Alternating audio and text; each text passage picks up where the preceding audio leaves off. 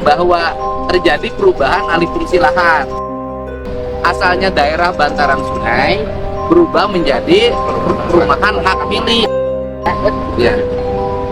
Jadi ketika sungainya mau dinormalisasi bahkan mau dilebarkan, terkendala. Ya harus diselesaikan tahun ini. Ya disebut kecewa ya udah kecewa lah. Cuman apalagi kali ini kan aturan pemerintah, kita juga harus taat hukum. Ya.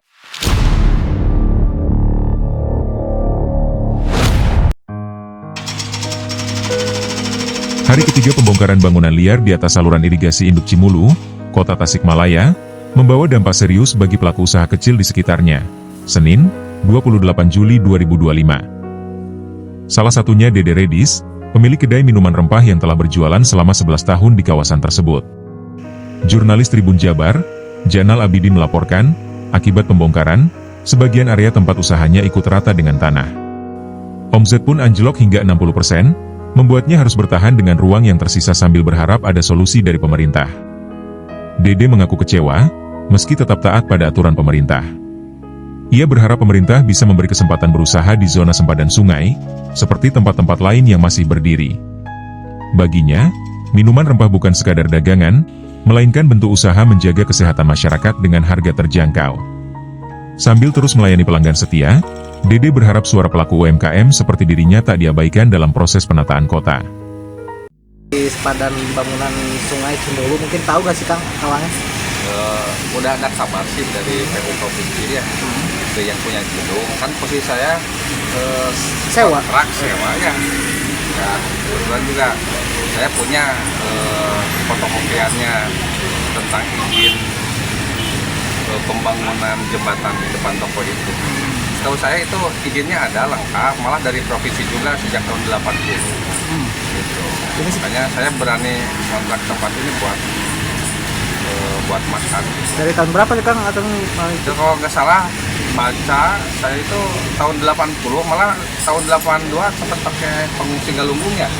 Terus bukan Kang sewanya di sini dari tahun saya sewa 11 tahun yang lalu. 11 tahun. Sudah 11 tahun ya. Itu kontraknya sistemnya per tahun kah atau gimana pembayarannya mungkin? Saya sewa per bulan. Oh, per bulan. Bulan selama 11 tahun udah berjalan. Oh, boleh tahu mungkin per bulannya mungkin berapa untuk sewa ke pemilik kios itu? Dari mulai kecil sampai yang gede sewanya gitu.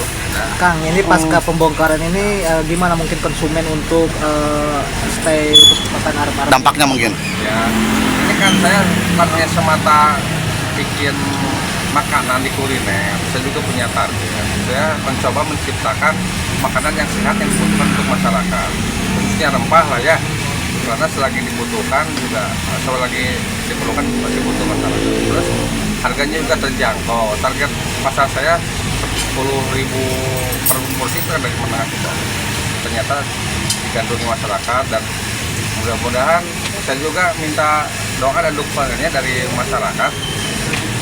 Saya pengen buka kembali, walaupun ini tempatnya semakin mengecil.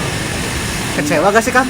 Ya disebut kecewa ya udah kecewa lah. Cuman apalagi kali ini kan aturan pemerintah, kita juga harus taat hukum ya, taat aturan. Cuman saya minta minta permohonan ke pemerintah juga.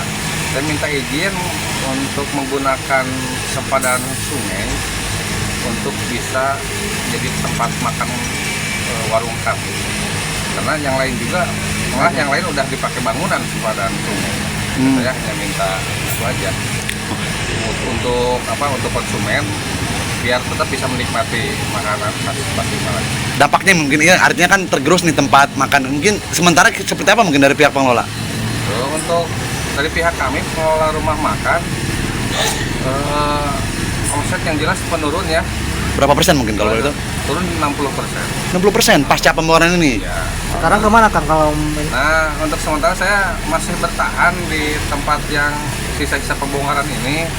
Ya, masih menunggu kita harus kemana mungkin? kemana gitulah. Yang jelas saya minta dukungannya dari para konsumen masyarakat Tasikmalaya. Minta doanya, mudah-mudahan diberi tempat yang lebih baik dari ini. Mungkin ini kan salah satu kebijakan dari gubernur juga. Mungkin ada masukan mungkin buat ke Pak Gubernur mungkin seperti apa mungkin? Terima kasih Bapak Kang Deddy Mulyadi. Saya teruskan perjuangan untuk karena air itu sumber kehidupannya harus dijaga dan dirawat. Jangan sampai imbas juga buat masyarakat khususnya Tasikmalaya. Yang jelas pasti ada di sebelah sana sungai yang ditutup sama toko. Nggak usah dihabiskan satu persatu lah ya. Di pusat kota Tasikmalaya Masih banyak ya lah. masih banyak lah. Jangan tebang pilih, jangan aturan jangan sampai tumpul ke atas deh. Harus sama arah. Harus sama lah, harus adil. Saya dukung program Kang Deddy Mulyadi. Saya dukung sekali. Mekanisme dalam pembongkaran ini seperti apa dan berapa jumlah yang Intinya pembongkaran itu adalah salah satu dampak dari kegiatan program Naik Gunung. Jadi kita itu akan melaksanakan kegiatan normalisasi saluran hidup Ciberuk, di mana saluran hidup ini meliputi luas layanan 1.528. Intinya kita bekerjasama dengan puskesmas setempat, Kapolres, dan Kapolsek, kemudian dengan Satpol PP. Kaitannya dengan pembongkaran, di sini ada 4 lokasi pembangunan liar yang pembangunan liar yang membentang di saluran Cimulu ya. Cimulu.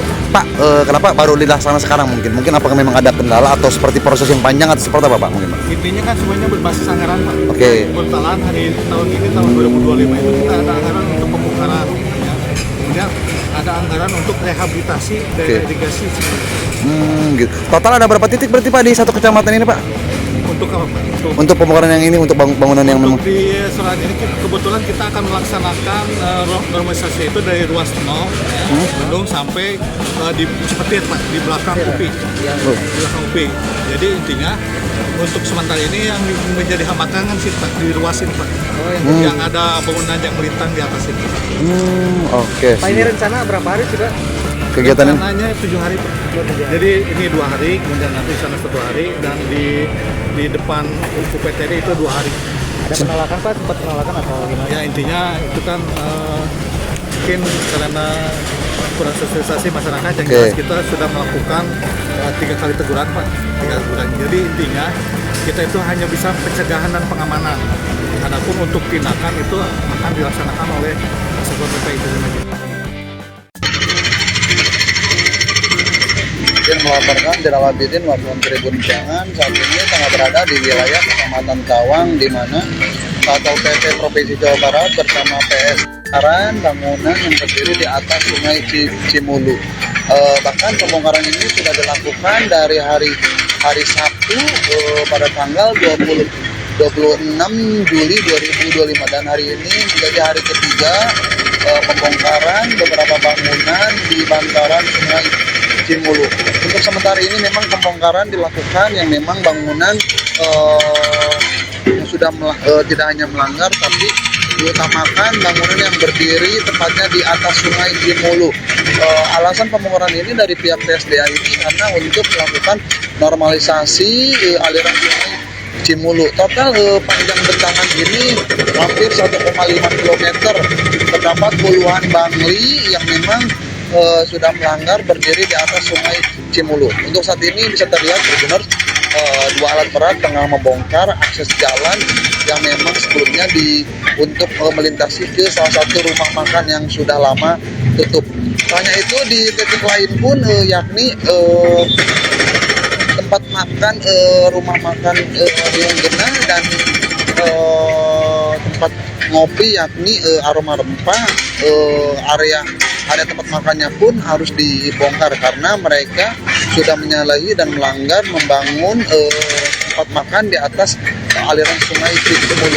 Mereka terlihat tidak hanya itu, beberapa lokasi pun yang berada di depan ini terdapat area fotokopian yang memang area depannya menyalahi aturan dan sudah dilakukan pembongkaran oleh pihak Satpol PP Provinsi Jawa Barat bersama Kota Tasikmalaya. Adapun untuk kegiatan ini akan berlangsung selama 7 hari ke depan, mengingat titik yang berat ini yakni tempatnya di wilayah Kecamatan Cawang, yakni di depan kafe Aroma Rempah, rumah makan Riung Genah. 2 titik ini memang didapati bangunan yang berdiri tepatnya di atas sungai.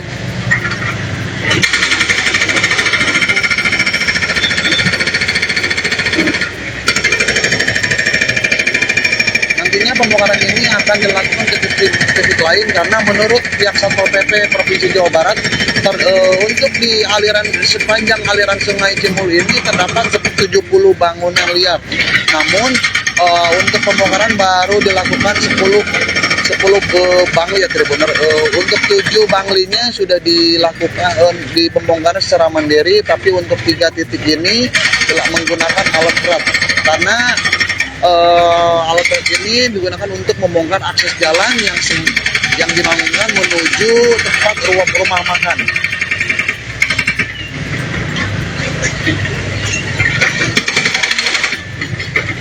Karena menurut informasi pihak PSDA pun ini dilakukan sekaligus untuk melakukan normalisasi aliran Sungai Cimulu yang memang kondisinya sudah terdapat sedimental, terdapat lumpur-lumpur beberapa aliran sungai yang memang menghambat aliran sungai ke area sektor pertanian khususnya di wilayah kota Tasikmalaya. Hal inilah yang dilakukan pihak Satpol PP yang memang menjadi penegak perda melakukan pembongkaran bangunan liar yang berdiri di atas Sungai Cimulu. Nih, kalau ini area depannya salah satu bangli yang memang sudah dibongkar secara mandiri. Nantinya mereka akan dirapikan dan dilakukan perapian kembali agar aliran Sungai Cimulu kembali lancar untuk mengaliri sektor pertanian khususnya di wilayah kota Tasikmalaya. Namun dampak pembongkaran ini beberapa tempat makan mengalami penurunan berarti hingga 60% karena dampaknya itu mereka tidak memiliki area tempat makan yang memang biasanya mereka menyediakan makanan itu tepatnya di area bangunan yang dibangun di atas Sungai Cimulu. Baik, itu saja yang kami dapat laporkan. Pak Abidin, jangan laporkan. Nanti akan diupdate info selanjutnya. Download Tribun X sekarang, menghadirkan lokal menjadi Indonesia.